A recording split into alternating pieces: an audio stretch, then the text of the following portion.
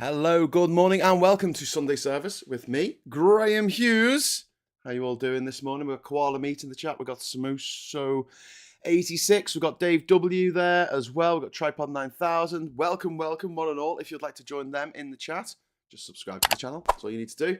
And you will be allowed to speak your brains on the show. Unfortunately, if you are going to be a troll, I will have to kick you off, so don't be a troll. Hi, Cathal, how you doing? Hope everyone's having a good Sunday morning. It's very sunny here in Durham today. It's an absolutely beautiful day outside, so I will be making the most of the sunshine, turning my phone off and going for a walk, I think, at some point, because I think that'd be good for everyone's mental health, not least mine. So, we're going to be talking about Trump voters today, especially in light of the absolutely horrific assault on Europe that took place this week on Friday night, in which 25 Europeans in Ukraine were slaughtered by barbarians firing rockets from Asia. This is obviously, I'm obviously using emotive language when I talk about this because I am absolutely fucking livid. It's not just that Russia has done this to us. They've been doing it for a long time. It's that this is different. This is different because this is the week that Trump has frozen military aid and that he has stopped Ukraine benefiting from American military intelligence that can tell them where Russia is going to strike and evacuate, so that no women, no children, no elderly people, no innocent bystanders are slaughtered by these horrific hordes coming from the east. This onslaught of barbarians coming into our lands, into Europe, to destroy us, to destroy our democracy, to destroy our way of life, to destroy our freedoms. They've already gone a long way towards this, and this is why you might criticize me for using the kind of language that I'm using of talking about this, but they took away our freedom to roam around our continent freely. The Russians did that through their little proxies, Boris Johnson and Nigel Farage, and Aaron Banks and Richard Tice and Andy Wigmore and Dominic Cummings. They did that. They took away your rights to live and work and retire, get married, start a job, build a house, retire, whatever, in over 30 countries of our continent. Imagine being American and the Russians came over to Delaware and told the people of Delaware to vote to leave the Union, and they went, all right then. 50% of them went, all right, well, actually 27% of the entire population went, all right then. And Delaware, people from Delaware were no longer allowed to just travel around their own country freely. Unless they're rich. Mark R says, secular democracies versus autocratic oligarchies, choose your side. Absolutely. That's from Mark R. We've got UK Medc in the chat saying, morning, everyone. Morning to you, sir. We've also got Ian2 in there saying, good morning, everyone. I've got Leanne Scott and Francis Willows in the chat as well. Nick and Diff. Mate, it's Sunday. Have a day off. Laughing. Oh, do you want me to go? All right, then. See ya. Thanks for watching. Hello, good evening, welcome. No, I had a day off yesterday. I had a lovely day with my partner, and we just chilled out. We went to town. We had a walk along the river.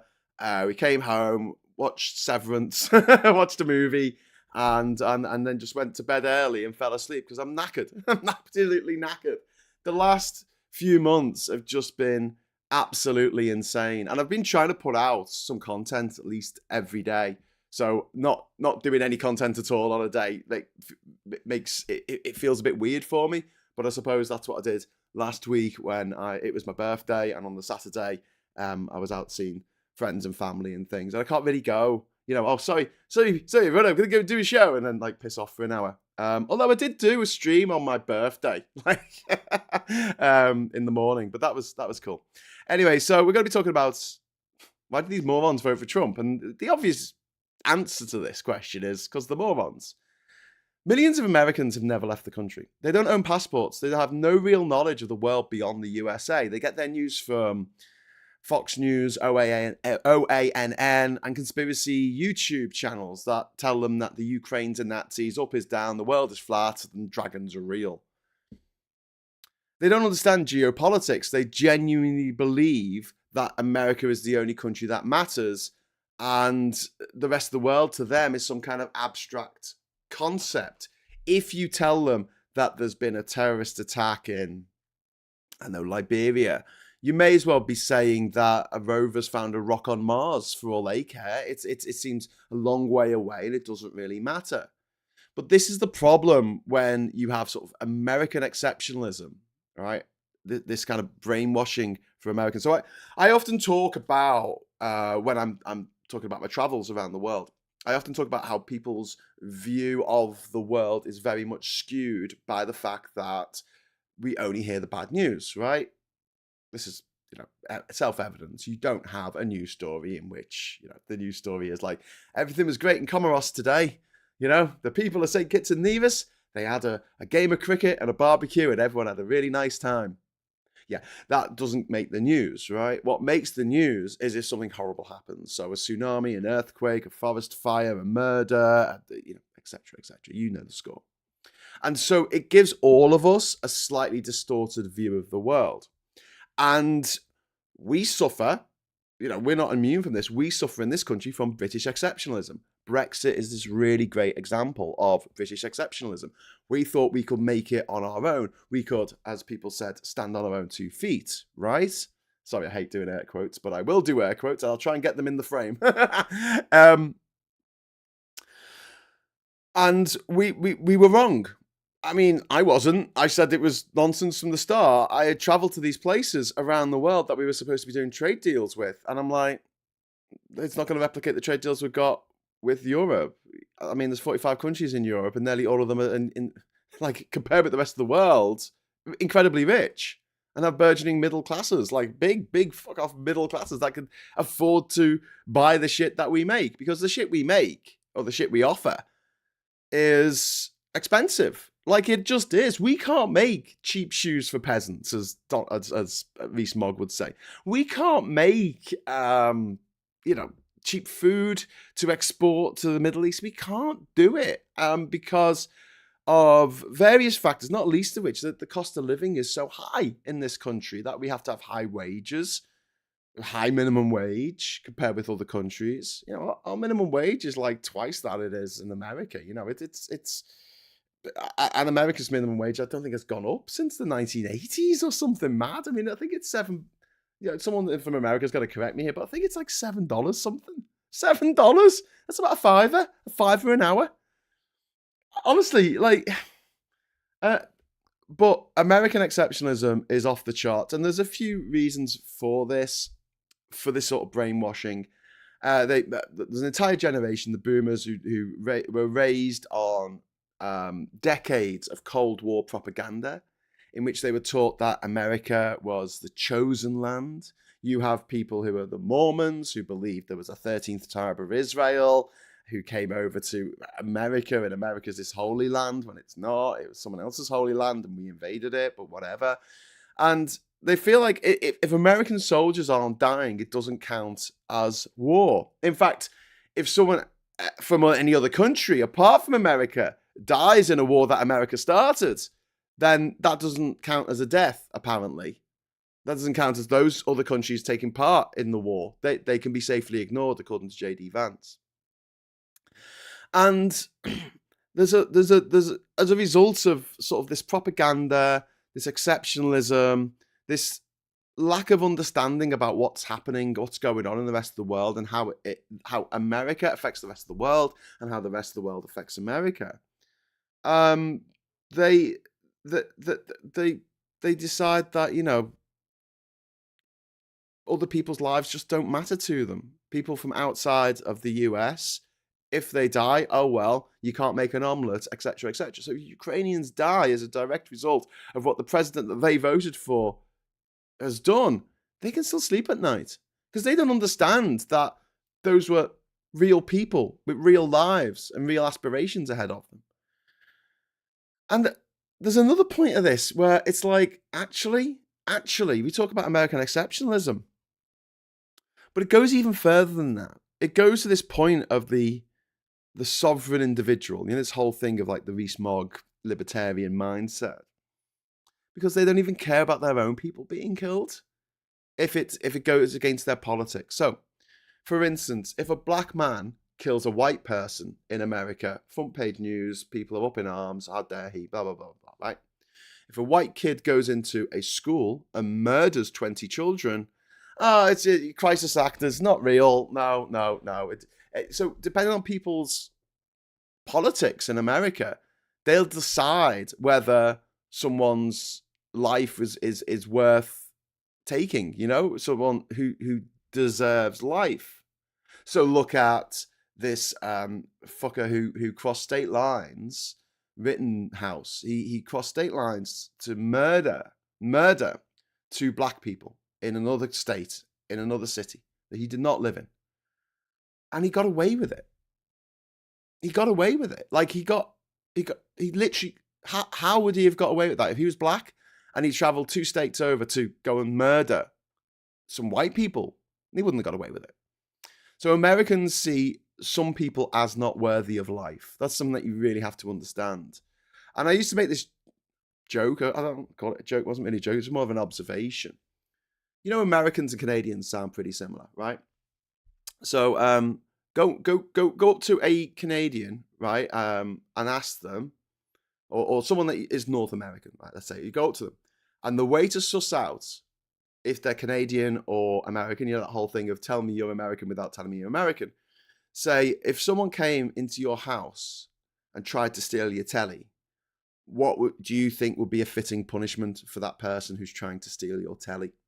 Now, in Canada, they'll say, oh, well, I think they should be arrested by the police. They should be charged with theft. Maybe they should have to pay a fine. I can't see someone going for jail for, robbing a telly. But maybe if they've robbed lots of tellies in the past, maybe, it all mounts up and they have to spend some time and, they get a custodial sentence. You ask an American the same question and they'll be like, death. Death.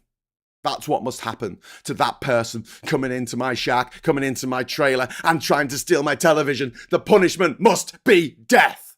And you're like, oh, really? Really? Like, that's yeah, you're trespassing on my property and I have the God-given right to shoot you in the face with my AR-15. Sorry, I won't do an American accent again. I don't do it very well, but you get the picture. So it's not just this American exceptionalism. It's like exceptionalism plus. It's exceptional. It's the S tier of exceptionalism because it's political exceptionalism. So it's not just that lives of British people, British soldiers fighting for American wars, or lives of women and children in Ukraine being slaughtered by Russia. Can someone make the point that Ukraine isn't slaughtering women and children in Russia? Okay? Russia is killing women and children in Ukraine every night. It is not an equal war. It is not a symmetrical war. It is a very asymmetrical war because Ukraine is defending its land, its territory, its people. And Russia is murdering the Ukrainian people. Tens of thousands of children have been kidnapped. Like what Hamas did to Israel on October the 7th? Yeah. Well, it's not a pissing contest, but times that by, 1,000, and you might have how many children was kidnapped by the Russians in the last few years, children in the Donbass area and the eastern area of Ukraine, kidnapped and brought up in Russia with Russian families to be Russian. And if those children are being sexually abused, there is no one looking out for them. No one. And yet, these American voters who voted for this can sleep soundly at night. And it shows a few things. First of all, like I said, this exceptionalism. But also, so many of them don't care for democracy. They see democracy as a failed experiment. They want a king. As the guy sang in Hamilton, you'll be back. Well, they are. They are back after 248 years of being a republic, of being a democracy. They've turned their back on it and said, we want a king. And not just any old king, but we want a vicious idiot king. And there's a great line from Game of Thrones, when it was good, in which Tyrion muses that it's just our luck. You know, there's some kings are idiots. Some kings are tyrants, you know, are vicious kings. It's just our luck to have a vicious idiot for a king. And that's what Trump is. A vicious, petty idiot who cares not a jot about the lives of anyone but himself. This exceptionalism run absolute riot. The cruelty is the point. The cruelty is the point. They cheered when Trump put children in cages. They see war, poverty, and suffering as fitting punishments for what they perceive as weakness. You've heard Trump say time and time again that Ukraine doesn't hold the cards, that Ukraine's on its knees, that, you know, they should just submit to Russian, and it's their fault. It's always their fault. It's victim blaming on a biblical scale, and the Trump voters go for it. And we keep talking about, you know, these Trump voters who seem to realize that their farm subsidies gone, or their business is going to close down because they supplied all this corn to US aid and now that's been shuttered. They've got all this corn, they can't sell it to anyone. And I voted for Trump, I wasn't expecting this. And we all start singing the leopards eating people's faces song. But at the same time, a lot of them are still going to vote for Trump in 4 years if they get an opportunity. I don't think they will. Not because Trump can't run for another term. I don't think that he's going to, because I don't think he'll have to. I think he's going to suspend elections. They're setting things up to make the world, the rest of the world, absolutely hate Trump with a, you know, a white hot fury that we haven't seen, you know, on this planet since Hitler. I mean, I don't think there's been a more hated person since Adolf Hitler. We can talk about Pol Pot. We can talk about Idi Amin. We can talk about Robert Mugabe. We can talk about Stalin even, right? And what he was doing in Russia and the USSR. But the people in this country and the people in the US were like, you know, well, it's someone else's country. It's not really affecting us too much. Whereas what Trump is doing is actually affecting us. It's fucking us. We are having to make now millions, billions of pounds worth of savings on social security, on, you know, PIP, on disability benefits, on benefits for people who really fucking need those benefits, and they're having to be taken away. We're having to cut our aid budget, our overseas aid budgets, to children who are suffering from childhood diseases, and we're taking the aid budget away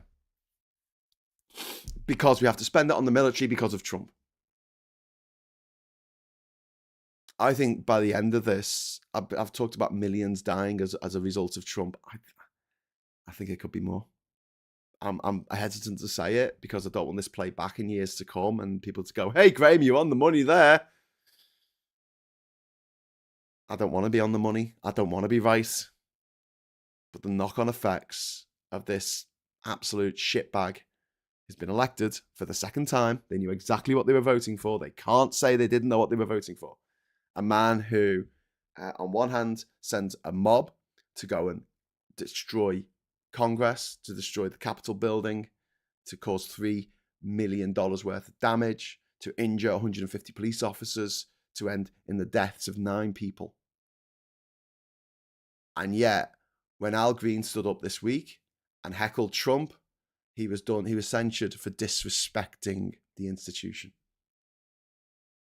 Disrespecting the institution. And 10 Democrats joined in. 10 Democrats joined in with that and said, yeah, you know, this is all good. Yeah, you censure him. He's disrespected this institution. I mean, I expected that. From the Republicans, the fucking scum of the Republican Party, but from the Democrats as well. And this is why I think America's lost. It's America. America has lost. I mean, whatever wars it starts, whatever invasions it tries to complete into Canada or Greenland or Panama or Mexico, it's already lost because the idea of America is not this. they see that the Trump voters see Trump as a tough guy who, in their words, get things done.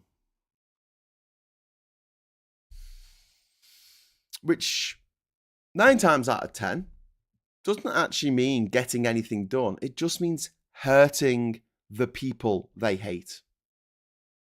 And this is the thing that the rest of the world need to understand. And the liberals in America, but mostly the rest of the world. Who do Trump voters hate? They hate us. They hate me. They hate you. They hate all the people in Canada. They hate all the people in Mexico. They hate all the people in Europe. Do they hate all the people in Russia? Don't think so. I think they quite like Russia, which is bizarre. Like I said earlier, after decades of anti-Soviet propaganda, they're now like, yeah, we'd love to be Muscovites. That makes sense. They voted Trump to cause suffering, not to solve the world's problems. So if the question for this show is how do they sleep at night? Soundly, absolutely soundly. And that's what you've got to understand with these people. They job done. Every time someone like me makes a video calling them out and saying how disgusting it is that 25 Europeans were slaughtered in their own homes just 2 nights ago because of Trump. There's a direct result of their vote for Trump and Trump suspending aid and military intelligence to Ukraine. They get off on it. They get some kind of sexual thrill from it. That's what they want out of life. They want you and me and everybody who's not American and everyone who is American but isn't white, middle-aged, middle class, nepo baby, billionaire, to suffer. They seem to want themselves to suffer as well. There's an element of sadomasochism in this, of people just wanting horrible things to happen to them to give themselves something to complain about.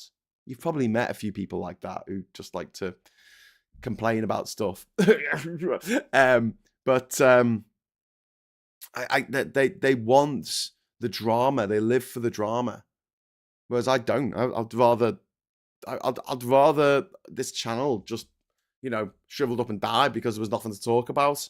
I would rather that happen, and then I was forced to just talk about travel instead, which I enjoy talking about a lot more.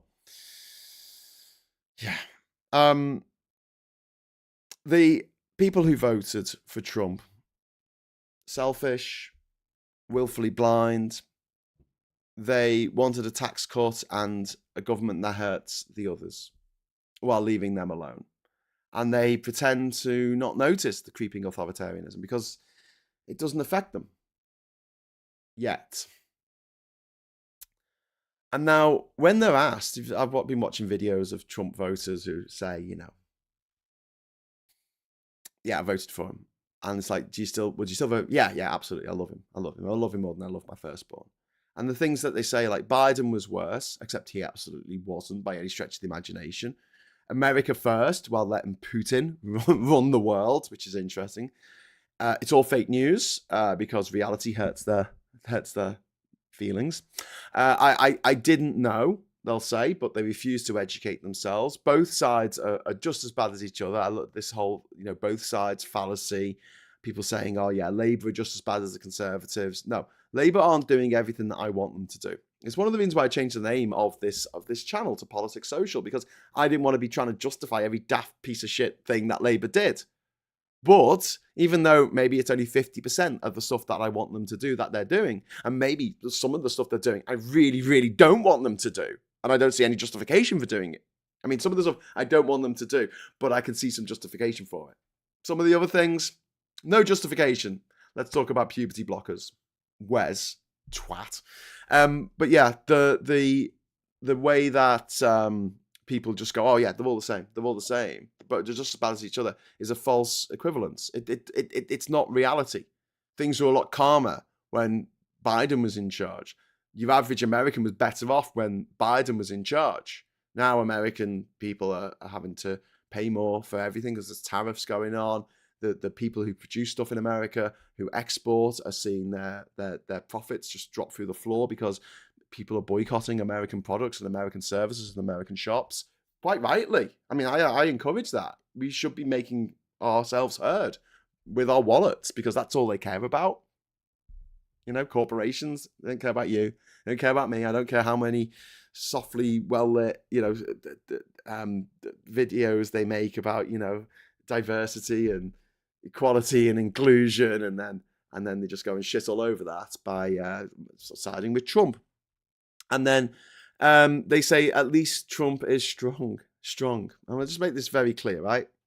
Strength without morality is tyranny. I don't know who said that. Maybe I said it. I just said it then. But that's the fact. Strength without morality is just tyranny. And that's what they've got in America at the moment. And what does it say about America? Trump has turned politics into Wrestlemania. His fans don't care about policy. They just care about the show, the spectacle, the heel taking down the baby face. It's a nation built on lies. Decades of brainwashing from Fox News and other right-wing media have convinced them that facts are subjective and history doesn't matter. That it's convincing that the dumbing down of America has just created this voter base that cannot comprehend international politics. It doesn't have the toolkit. It doesn't have the ability to understand. It's like trying to explain chess to a pigeon. And this is why they're going after the Department of Education. They want people thick. They want people uneducated. They want people ignorant. Logic and evidence don't matter. They just don't matter. All that matters is loyalty to the leader, and you've got to show how loyal you are. You saw these Trump voters putting the bandage on their ear so they could be more like Trump. It was like Monty Python, wasn't it? Where he drops his sandal and they all hold up his sandal and he tries to buy a gourd. And the holy gourd of Brian. Jesus. MAGA voters have turned Trump into a religious figure. He can do no wrong in their eyes. So how do they sleep? They sleep very soundly. And how do we stop this? What can we do as individuals, as groups on the internet fighting back against this?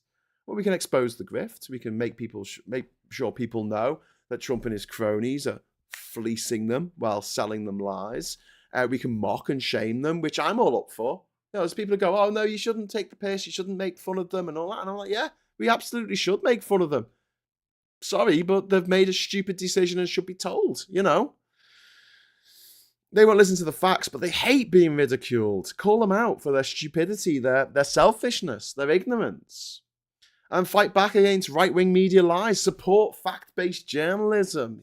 The private eye, the bylines, media. Share videos. Doesn't cost anything. If you watch a video of Phil or Tansky or even Midas Touch or David Pacman or whatever, and they make a really good video, or John Oliver on Last Week Tonight, share it. Get the video and share it on all your socials. I mean, you might only have like a few mates on Facebook who'll look at it, but every little bit matters. We've got to fight against this with the tools we've got, and we have some pretty powerful tools. I have a fully fledged £1 million broadcast studio in the living room here. Do you know what I mean? Like, I think that's quite incredible, right? Didn't cost me £1 million, but if I wanted to do this 30 years ago, this exact thing that I am doing now, with your messages coming up on the screen in real time, as I'm yakking to potentially billions of people around the world who have got a YouTube account, broadcasting to that many people who choose to watch it or not, whatever, using a 4K camera, using a top of the range microphone, having all this kit, right? That would have been £1 million. I would have had to have I would have had to have a whole staff working for me to do this. I'm doing this on my own. I produce my own stuff, do my own animations, do all my. This is amazing. These are the tools that we've got to use. So when people use them and you like what they do, please share, like, subscribe. It's not just to my channel, but to all the left-wing channels who are actually bothering to speak truth to power. Because this isn't easy. This isn't. If it was easy, everyone would do it, and I get that. So support people who are doing it, because this is what we've got to fight against them. We need to also not allow fascism to be normal. And again, this comes back to calling everything out.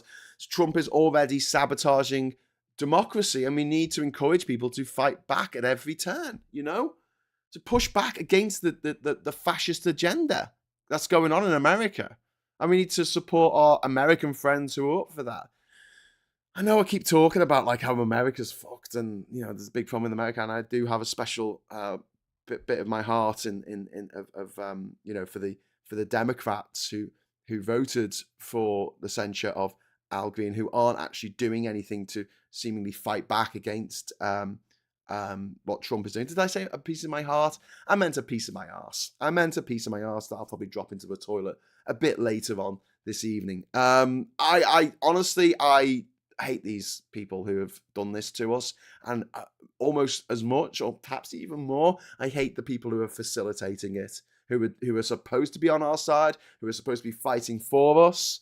And I'm having flashbacks, I'm having PTSD, going back to the Brexit wars, when we were asking a certain individual, whose name shall not be named on this channel, to help us fight against the Tories' flagship policy that was going to make poor people even poorer and strip us of workers' rights and take away opportunities for the next generation of our children. Opportunities that will still be there for the people who told you to vote for Brexit. We were saying, please help us. Come on our marches. Come and join us on stage. I was told to my face when I had a meeting with the people who supported this person in Manchester on a day that we were both marching. The police, the chief of police for Manchester, Greater Manchester, sitting in a room with the deputy mayor of Manchester. We're having this conversation about our marchers, and the fucking head of police says to us, "You're all marching against the Tories. Why don't you team up and just have one march?" And what they said to me was, "No, we do not want to see a single EU flag at our march. A single EU flag. A single person standing up against the Tories' flagship policy." And that was the moment in the summer of 2019 that I knew it was over. I knew that these bastards were going to win, because the bastards in the room with me right there saying they don't want to see a single EU flag were going to enable them to do the tyrannical shit that they wanted to do. And I'm seeing the same thing go down in America right now with the Democrats. They should be fighting tooth and nail against Trump and his fascist agenda. But half of them are like, half of them are shell-shocked. The other half are like, well, just let's just see what happens. Let's just see what happens. No, fuckhead. No, chuckle brother. No, right? Don't do that. Because if you do that, one of the options is World War III, dickhead. Anyway, and Weeberbo has written the name of Never forgive, never forget. Anyway, I'm going to do a couple of things now. First of all, I'm going to make it so at the end of the show today, I'm going to shunt you over to, let's have a look. Where's customization, redirect. I'm gonna shunt you over to Alex's channel. I hope. Let's have a look. Sunday roast with Jimmy the Giant's on the Sunday roast this morning. So I'm going to save that. So please watch that. That starts in 10 minutes. So we've got 10 minutes left of this show, and I will shunt you over there. So you can just watch. You can just keep watching, and you will automatically go over to Sunday roast. As the chief of police in Manchester what the fuck is going on with Operation Branch Form. I don't know, Gordon. I'd have to get in my time machine and go back 6 years, but I'll give it a go. One of the people I work with suggested we give Trump the benefit of the doubt. What doubt? How can there be any doubt after 25 innocent people were slaughtered? Innocent Europeans were slaughtered over the weekend. 25 of our people. Imagine it was 25 Yanks, 25 Americans in New Jersey were taken out by a rocket from Russia, and we helped them arm it. We helped them put the gunpowder in the rocket, and we helped them guide it to its location where it was going to come and land. And America's like, oh well, it's just New Jersey. Who cares about New Jersey? Would they be like that? Would they? I don't think so. Don't think so. Don't think so. I mean, Trump voters sleep fine at night because they're either too stupid to understand what they've done, too selfish to care, or actively enjoy watching people suffer. And some people I've met are a combination of all three. And we can sit here and go, oh, you know, one day they'll wake up and see the error of their ways. I will tell you now, okay? I mean, you don't have to agree with me. I'm sure many don't. You don't have to agree on everything. But I will tell you now, they will never regret their vote. In the same way that the people who voted for Brexit will never, ever regret their vote. You might be able to find one or two who will go on camera and say, yeah, that was a stupid thing I did. But the vast, vast majority will blame COVID. They'll blame Ukraine invasion. They'll blame the big one for them is the same excuse you get when you talk to communists, when you point out quite validly that communism has been tried in 100 different countries around the world in the 20th century and it failed in all of them. What makes you think that it would work anywhere today? And their response to that is always, they just didn't do it properly. And we get the same excuse about Brexit. It would have been wonderful had it been done properly, but it wasn't done properly. These are the people who wanted to let's go WTO. You know what Trump is doing now? Putting back tariffs on everything. Yeah, we were going to do that to other countries to put tariffs on us, right? So if we were trying to export anything around the world, they would all be slapped on tariffs as a WTO rule, because the WTO has this rule, the most favored nation rule, where if you give one country a discount on tariffs, you have to give that same tariff on that same product to everyone, unless you have a free trade agreement with them, which is facilitated through the WTO. And we were going to go and reset all the trade deals that we had around the world, not just with Europe, but with other countries, with Japan, with Canada, with Mercosur, everywhere else. All these deals that have already been put in place by the EU, we were going to scrap them all and demand that those countries slap a 68% tariff on something that we were selling them. I mean, I think on frozen beef carcasses, it was something like an 800% tariff. Like, it was just like eye-watering.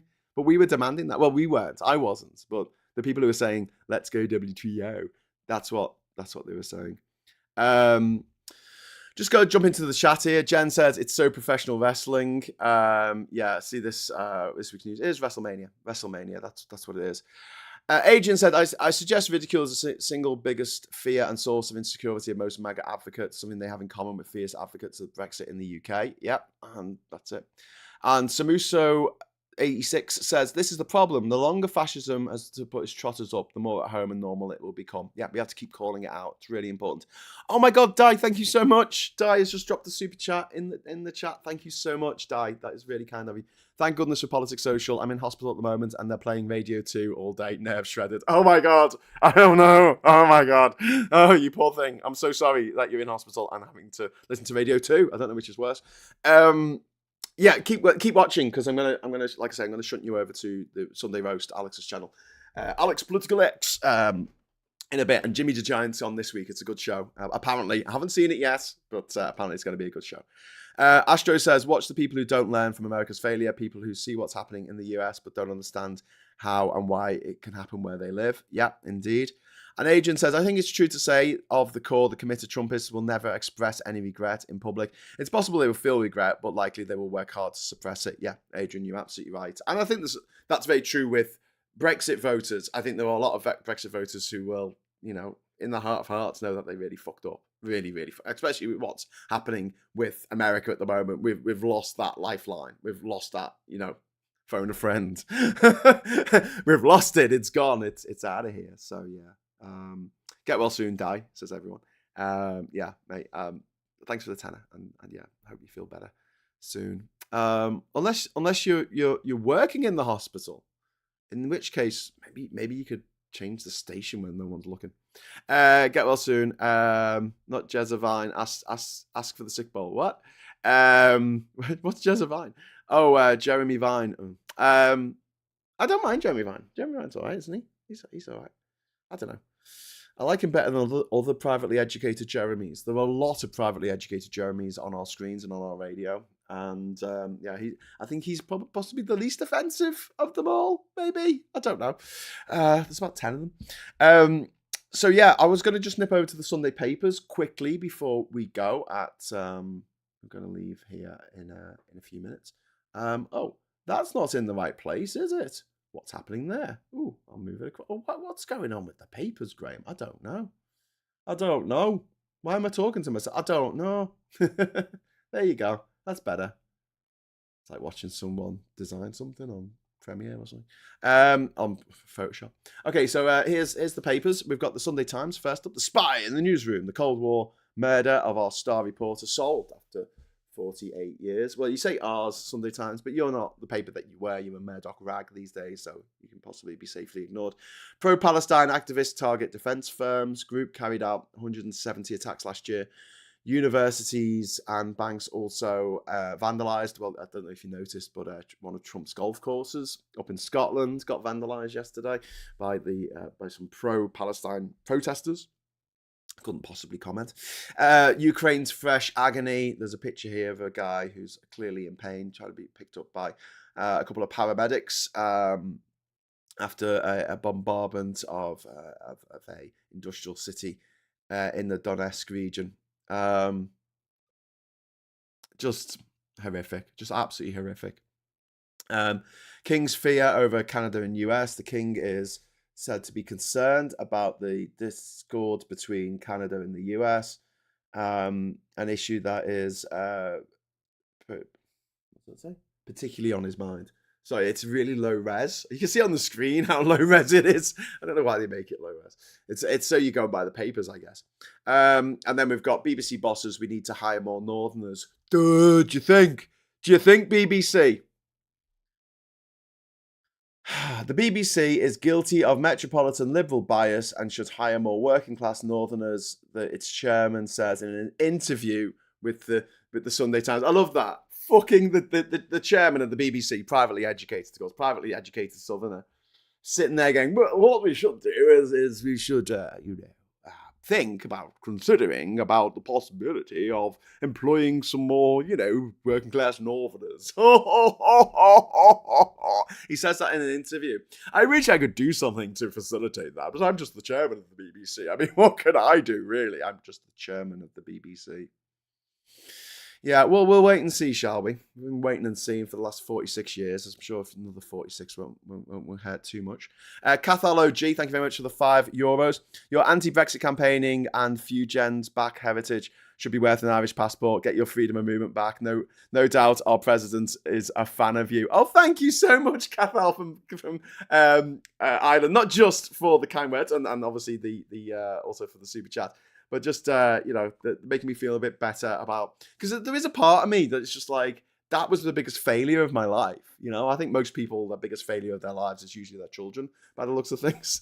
Especially if they're a Trump voter. I'm so disappointed in my children. I'm going to vote for Trump. Brexit voters. I'm so disappointed in my children. I'm so disappointed in my grandchildren. I'm going to vote for Brexit and restrict their rights and restrict their freedom. But yeah, thank you. It means a lot because I do look back on that period and go, did I waste my time? And Femi's got a nice thing to say about that, or maybe it was Mike Galsworthy. He's talking about the fact that we stopped the no-deal Brexit. We did. That's one thing that we did. If it hadn't been for us protesting and causing trouble and going on these marches and everything, that we would have got a no-deal Brexit. Without a doubt. Right, really quick. Pierce Brosnan on the front cover for some reason. Russian spies plot to control flow of migrants. Fugitive wanted a private army to manage key smuggling routes from Africa to Europe. That doesn't surprise me at all. Sex sells, number of female guards act for sleeping with lags, trebles, what? And then we've got Labour's war on yobs, that thugs who terrorise communities face town bans and jail time. So bring back the ASBOs. I became pregnant as a man and we want more kids. Fair enough. And then we've got, let's have a cheeky peek at Uranus. We've got 6.6 million, the cost of asylum seeker support revealed. Absolute bollocks from the Sunday Express, as always. The Observer there, some people in cold water. Britain's amongst hardest hit by COVID. Fallout 5 years on. It's the 5 years anniversary, isn't it, coming up this month of the COVID lockdown. Welcome to the UK gunman who says death to all Jews. This is some bullshit from the Mail, all lacking context or any kind of, being able to tell you what's really going on. Listen, I'm going to leave now because I need to take you over to Sunday roast. Let me just double check that it does start at Let me just check that it does start at 9:45. Yes, it does. Okay, so we're going to have to go over there in a moment. So thanks very, very much for watching. Give us a like on the way out. Don't forget to give us a like. It's always nice to get a like on the way out. And if you're so minded to join the channel, just press the join button and you can help out. A couple of quid a month, and it makes the channel a lot easier, a lot less stress, because you're not completely relying on super chats if you know you're going to be getting a few hundred quid in from the members on the channel. So thank you very much to everyone for watching. I'll be back this evening with the show. I'll work something out, and I'll definitely be back tomorrow with Morning Brew at 9 o'clock. So until then, thanks so much for watching. Hello, good evening, welcome, and goodbye.